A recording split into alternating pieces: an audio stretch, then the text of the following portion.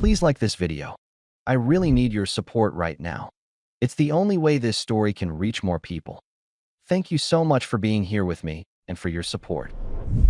Thursday morning, the first thing I noticed wasn't her face. It was her phone. Lauren set it on the kitchen counter screen down like it was a habit. It wasn't. For years, her phone lived screen up. Half the time she'd slide it toward me like a remote. "If that's my sister, read it and tell me what she wants," she used to joke. That morning, while she was upstairs, the phone buzzed 3 times. No sound, just that quiet vibration against granite, like a little animal trying not to be heard. I didn't touch it. I didn't need to. A new behavior is a fact all by itself. 2 nights before, she'd been perfect. Fried chicken smell in the house, candles, laughing at my dumb work story at the exact right moment, holding my hand like we were back in year one. She even asked follow-up questions. Lauren doesn't do follow-up questions unless she's buying something. So there I was, standing in my own kitchen outside Portland, Oregon, staring at a phone like it had grown teeth. She came downstairs already put together. New scarf, tied in some fresh little style I'd never seen on her. Hair set. Makeup just enough to look effortless, which is always the most effort. She scooped the phone up fast and dropped it in her bag. I nodded at the scarf. "New style." "Spring," she answered, too quick. "That's how people wear it." I poured my coffee, kept my voice level. "Since when do you care what people wear?" She smiled. It didn't reach her eyes. "Later I'm going to the gym. Or a class." "Don't wait up." "Since when do you love the gym?" "It's not the gym," she snapped, then softened like she'd rehearsed it. "It's a course. You wouldn't like it. It's loud." I looked at the hook by the door where her keys usually sat in a little dish. The dish was empty. Her whole routine was suddenly portable. "All right," I said. "Have fun." She leaned in, kissed my cheek like a polite coworker, and left. And I stood there a second longer than I should have, staring at that empty dish like it was a warning label. If I'd known where it was headed, I would have skipped the mental gymnastics and gone straight to logistics. But I'm a grown man. I don't chase shadows. I collect patterns. That night she came home colder, like the perfect wife. Costume had gone back in the closet. I started with something simple. "How was your class?" Lauren dropped her bag, avoided my eyes. "Fine. That's the full review?" She opened the fridge like the answer was inside. "Do you need a PowerPoint?" I leaned on the counter. "No. I need a sentence." She shut the fridge harder than necessary. "It was fine, Ethan." I nodded once. "Cool." She walked past me and flicked a towel off the chair like it offended her. "You wash towels with the darks?" she said. "Yeah. That's gross." I raised an eyebrow. "It's fabric, Lauren. It's not sushi." She didn't smile. She didn't even try. "God, you're impossible lately." "Lately," I repeated. "That's funny." She turned on the sink, scrubbed a clean dish like she was trying to erase something. I kept it practical. "I'm going to ask once. If you're changing your schedule, put it in the shared calendar." She laughed, a short little sound with no warmth. "Wow, romantic." "I'm not doing romance," I replied. "I'm doing clarity." She spun around. "I don't need permission to go to a class." "Didn't say you did." "Then why are you acting like my manager?" I took a sip of coffee, let the silence work. "Because my time isn't an app you open whenever you feel like it. If you want us to plan anything, it goes in the calendar." Lauren's eyes narrowed. "So now I have to book time with my husband." "You always did," I told her. "You just used to respect it." She scoffed and brushed past me. "Unbelievable." "Put it in the calendar," I said again, calm, boring, unmovable. She paused at the hallway and tossed a look over her shoulder. "Fine, Mr. Calendar." I watched her walk away and felt something settle in me. Not anger, a decision. That weekend, I didn't rearrange my life to chase her new mystery schedule. I booked my own evenings. Took an extra project. Told my team I'd be available late. Lauren noticed on Monday when she came into my home office doorway. Arms crossed like a supervisor. "You're working again tonight?" she asked. "I am." She tilted her head. "We usually do dinner together." "We usually do a lot of things," I replied, not looking up. "Plans go in the calendar." Her mouth tightened. "You're punishing me." I finally looked at her. "No, I'm protecting my time." She gave me a smile that was more teeth than kindness. "Good luck with that." That night ended with her in bed scrolling her phone turned away from me, shoulder angled like a wall. I didn't reach for her. I didn't ask what was wrong. I went to sleep like a man who'd stopped volunteering for confusion. 2 days later, I found the receipt. It was folded in the pocket of her hoodie when I tossed a load into the washer. Riverside Cafe. Lunch for two. Tip that said, trying to impress. Timestamp, 12:47 p.m. Not a grocery run. Not a coffee on the way home. A sit-down lunch. That evening I laid it on the kitchen island like a business card. Lauren walked in, saw it, and her eyes did that tiny dart thing people do when they know they're caught, but want to pretend they aren't. "What's this?" I asked. She picked it up, glanced, and immediately launched the story. "Oh, that. A girl from my class is having a rough time. I took her out." "A girl," I repeated. "Yes," she said, too fast. "Her name is Jenna." I nodded slowly. "And Jenna likes Riverside cafes and big tips." Lauren's voice sharpened. "Are you accusing me of something?" "I'm looking at numbers," I said. "I'm not accusing. I'm observing." She slapped the receipt down. "You're being paranoid." I gave her a small smile. "Paranoid men yell. I adjust." Her eyes flashed. "Adjust what?" "Our money," I replied. The air changed. That got her attention more than any emotional speech ever could. I opened my laptop on the counter, turned it so she could see. Starting Monday, automatic transfers change. Bills come out of one account. Savings goes where it's supposed to. Your personal spending goes to your card. My spending goes to mine. What's left, we discuss. Lauren stared like I'd just rearranged the laws of physics. "You can't do that without my permission." "I can," I said. And I did. Her jaw dropped. "Since when do you change accounts behind my back?" I kept my tone flat. "Since I started trusting math more than mood." She grabbed her phone, thumb flying. "This is controlling, Ethan." I didn't move. "No. This is boundaries. You like boundaries. You've had plenty for me." She stepped closer, voice low. "So what? I have to report every lunch now." "You don't have to report anything," I replied. "You just don't get unlimited access to my work and my money while you run your private schedule." Lauren's face flushed. "You're unbelievable." I shrugged. "You'll live." She stormed out of the kitchen and called someone the moment she hit the hallway. Not her sister. I didn't need her phone screen to know that. The next morning, the first soft version of Lauren showed up. Coffee in bed. Her hair down. A sweet voice like she'd rented it. She sat on the edge of the mattress and touched my shoulder. "Hey." I opened one eye. "Morning." "I've been tense," she said. "I'm sorry. I've been snapping." I sat up, took the mug. "That's accurate." She laughed lightly like I'd made a cute joke. "Can we just reset?" I looked at her over the rim. "Reset means what, exactly?" She leaned in, hand on my back. "We've been off. I miss us. I miss you." I didn't flinch, but I didn't melt either. "Put things in the calendar. Keep the budget structure. Then we'll see what us looks like." Her smile wobbled, but she held it. "Okay, sure." Later she suggested the farmer's market like we were a normal couple. We walked past stalls. She held my arm, laughed at the right places again. If you didn't know Lauren, you'd think it was charming. I knew her. It looked like a negotiation. We were picking apples when I heard my name. "Ethan." I turned and saw Mark from my office. Mid-40s, loud voice, always joking, always a little too comfortable. He grinned. "Man, I thought that was you. How's life?" "Busy," I replied. Mark nodded at Lauren. "Hey, nice to see you." Lauren's smile turned on like a light switch. "Hi, Mark." Mark scratched his beard, then smirked at me. "Funny thing, I saw someone who looked like you downtown the other day." Lauren's hand tightened on my arm. Just a fraction. But it happened. Mark kept talking, clueless and cheerful. "I was grabbing lunch, and I swear I saw your wife with you. Same scarf and everything. But you were taller and had better hair. Some guy with her." I almost walked over. Lauren cut in fast. "That wasn't me." Mark blinked. "Oh, huh. Looked just like you, Lauren. Same scarf." I glanced at her scarf. The same one from Thursday. Her eyes stayed on the apples like she could outstare the truth. Mark chuckled. "Anyway, good to see you. Ethan, call me Monday about that project." "Will do," I said. Mark wandered off, still smiling. Lauren let go of my arm. "Your coworker is an idiot." I picked up an apple, turned it in my hand. Maybe. Or maybe he's seeing what he's seeing. She gave me a flat look. "Are we doing this here?" I met her eyes. "We're not doing anything. We're shopping." Her nostrils flared. "You're punishing me again." I nodded toward the exit. "No. I'm leaving. I've got work." She followed, voice tight. "So now you're running away." I opened the car door, calm as ever. "I'm going back to my schedule.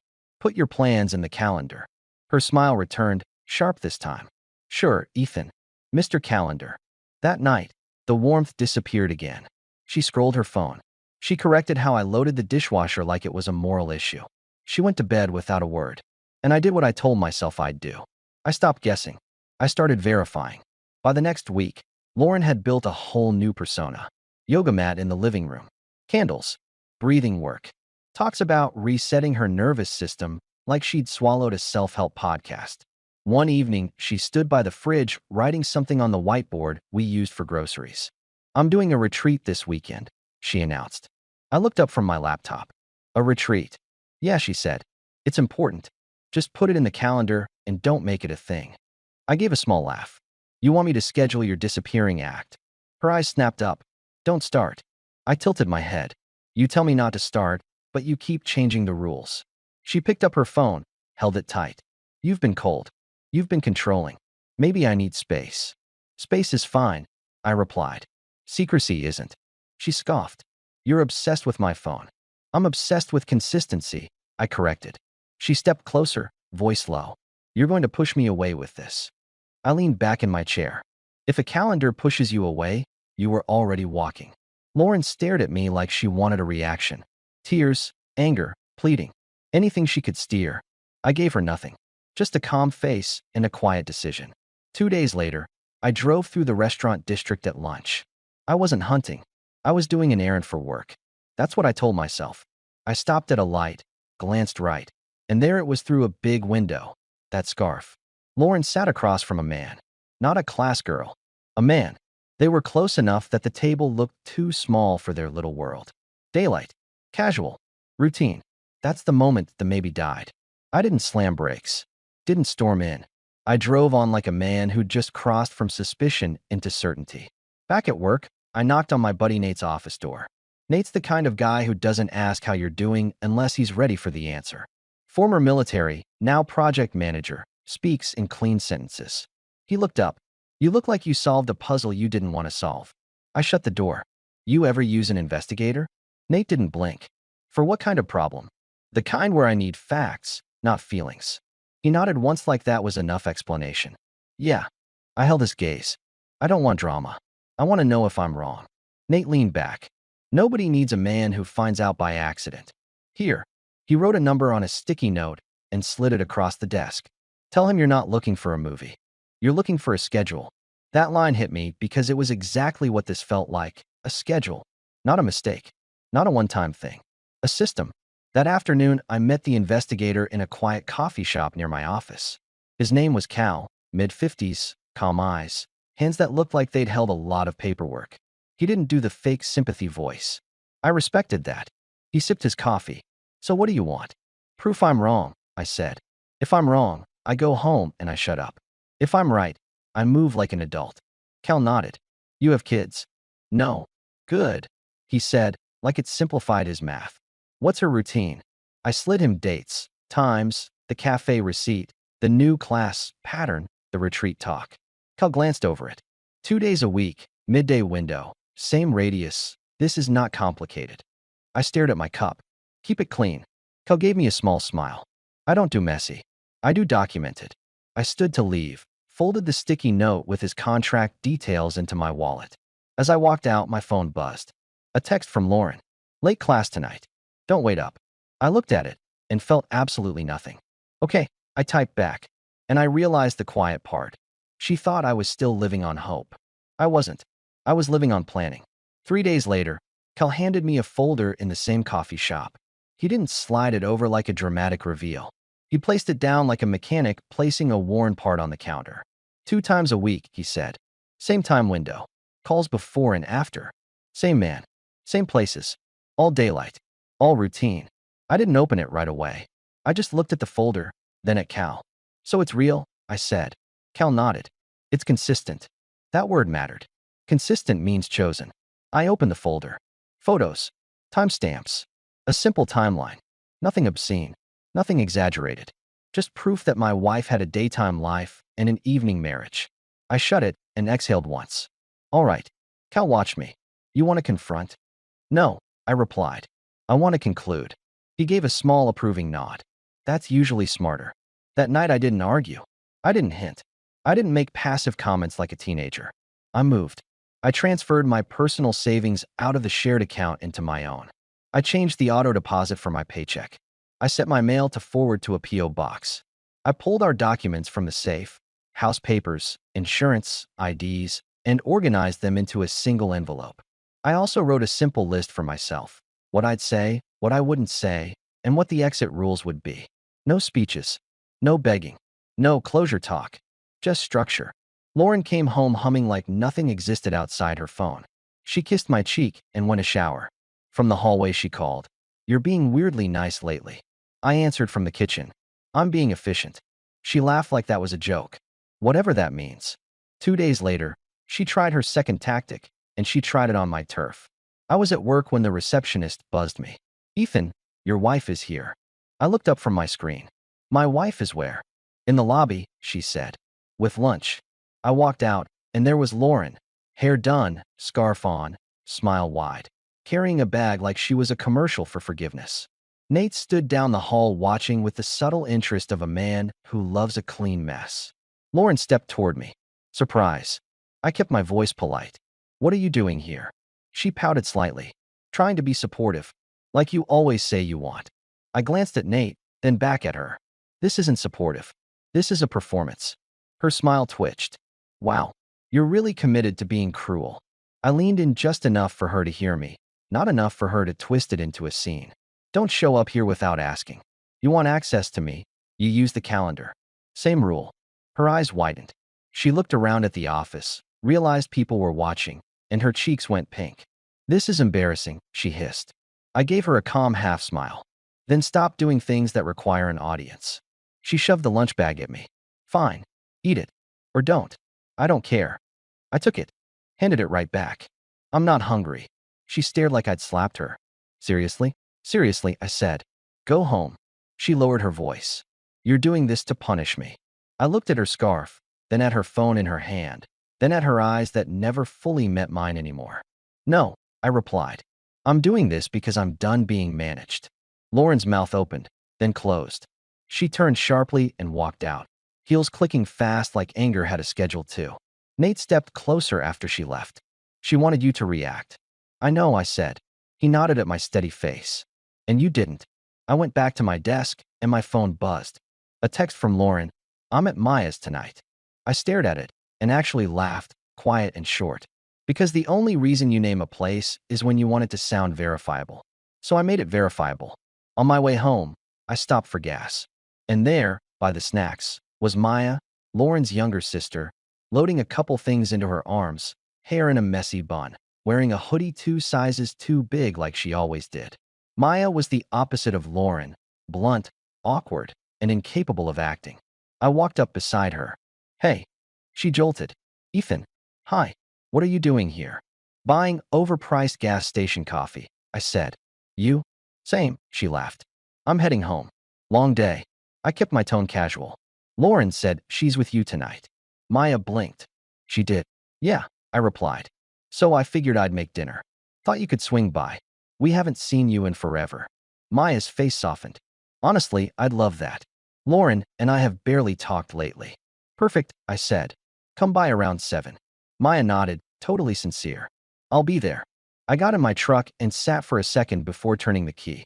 Not because I was nervous, because I was calm enough to appreciate how clean it was going to be. At home, Maya showed up right on time with a grocery store dessert like a kid bringing a peace offering. She walked into my kitchen and sniffed. "Smells good." "Chicken," I said, flipping pieces in a pan. "Seems to be a theme lately." Maya laughed. "Lauren cook recently?" "That's new. That's one word for it," I replied. We ate, talked about her job, her apartment, small stuff. I kept one eye on the clock like a man watching a timer, not a man waiting for love. At 8:12, I texted Lauren. "No rush. I'm not alone." Maya looked up. "You texted her?" "Yeah," I said. "Just keeping things honest." At 8:29, the front door opened hard. Lauren stepped in fast, like she expected an empty room and silence she could control. Then she saw Maya at my table. Her face changed so fast, it was almost impressive. Anger disappeared, replaced by a blank pause. Then the forced smile tried to land and missed. "Maya," Lauren said, voice tight. What are you doing here? Maya beamed. Ethan invited me. You said you were with me tonight, so I figured. Lauren cut her off, eyes sharp. Can we talk? Now. I stayed seated. We're talking right now. Lauren's gaze snapped to me. Ethan, not in front of her. I reached under the counter, pulled out Cal's folder, and set it on the island. The sound was soft. The meaning wasn't. Lauren froze. What is that? I tilted my head calm. How was your date? Maya's smile vanished. My what? Lauren lunged a half step toward the folder. Don't. I slid it slightly closer to Maya, not to Lauren. She should see what you used her name for. Maya stood, confused, and opened it. One page. Then another. Her face went from blank to puzzled to stiff. Lauren, Maya whispered. What is this? Lauren's eyes filled fast. She wasn't crying from guilt. She was crying from loss of control. I can explain, Lauren said, voice shaking. It got out of hand. I felt invisible. I didn't mean for it to. I lifted a hand, not angry, just final. Stop. This isn't complicated. It's documented. Lauren looked at me like she was trying to find the old version of me, the one who'd negotiate with feelings. You're really going to do this? She begged. I nodded toward the folder. You built a daytime life. Then you came home and played perfect wife when I tightened the calendar and the budget. Lauren flinched like the truth stung more than the photos. Maya's voice cut through, sharp and hurt. You told him you were with me. Lauren's shoulders sagged. That one landed. Maya slammed the folder shut. How long? Lauren swallowed. A couple months. Maya stared at her sister like she didn't recognize her. You used me as a cover. For months. Lauren reached toward Maya. I didn't want to lose everything. I let that sit for a second because there it was. The whole motive in one sentence. Not love. Not confusion. Comfort. I took an envelope from my desk drawer and placed it next to the folder. Lauren stared at it. What is that? This isn't a fight, I said. It's delivery. My part is signed. Her eyes widened. Signed what? A separation packet, I answered, plain. A move-out plan. Basic terms. No drama. Lauren's mouth trembled. You can't just kick me out. I pointed around us. This house is mine. I bought it before we got married. Tonight you pack what you need and you go with Maya. Maya looked at me, still stunned. Ethan. I nodded at her. I'm not asking you to fix anything. I'm asking you to witness reality. Lauren stepped closer, hands up like she was bargaining with the air. I'll stop everything. I'll give you passwords. You can check my phone every day. I'll do counseling. I'll do whatever you want. I leaned back against the counter and let out a small, tired laugh. Now you're offering transparency because you're losing the house. That's not love, Lauren. That's a savings plan. She sobbed harder. You're being heartless. I looked her straight in the eye. No, I'm being done. Maya wiped her face, angry now. Lauren, you need to leave. Lauren snapped at her sister. Don't take his side. Maya's voice shook. You dragged me into this. You don't get to yell at me. Lauren turned back to me, desperate. Please, just give me a chance. I stepped away from her reach, calm and careful. You had chances. You spent them at lunch. She flinched. I opened the front closet and pulled out a duffel bag I'd already set aside for myself weeks ago, just in case I needed to leave fast. I set it on the floor. Not for me. For her. Pack essentials, I said. Maya will help. Tomorrow, someone will be here while you grab the rest. When I'm not. Lauren stared at the bag like it was a coffin for her comfort. This is insane, she whispered. I nodded once. It's just new to you. I've been living with insane for months. Maya moved to Lauren's side, firm. Come on. Get your stuff. Lauren's eyes locked on mine, and for a second I saw the exact calculation. How far she could push, what angle might work. Then she realized there was no angle. She grabbed the duffel with shaky hands and walked toward the bedroom without another word. I looked at Maya. I'm sorry you got used. Maya swallowed hard. I'm sorry you married my sister. I gave a short, dry smile. Me too. When Lauren came back out 20 minutes later, duffel in hand, mascara smudged, scarf gone, she looked smaller. Not because I'd crushed her, because she'd finally met a boundary that didn't bend. At the door she paused, voice thin. So that's it. I held the door open like a hotel clerk. That's it. She searched my face for softness. I gave her my final sentence, calm and clean. You don't get comfort and secrecy in the same house. Lauren stepped outside, and Maya followed with her car keys. The porch light clicked on behind them like punctuation. I closed the door, locked it, and for the first time in months the house felt like mine again. A year later, my life is quieter and better in every measurable way. I still live in the same place, but it runs on my rules now, my schedule, my budget, my peace. Work strong. I'm in better shape because I sleep instead of spiraling. My friends come over on weekends, and nobody tiptoes around a mood. I started seeing a woman named Claire a few months back. She's direct, steady, and when she says she'll be somewhere, she's there. No secret calendars. No theatrical apologies. Just adult behavior. Lauren? I hear things through the grapevine I never asked for. She bounced between finding herself and starting over, and a couple temporary couches. Maya doesn't cover for her anymore. Nobody does. And that's the part people miss. I didn't win by yelling. I won by refusing to live in a house where respect was optional. I didn't need a dramatic ending. I needed a clean exit. So I made one.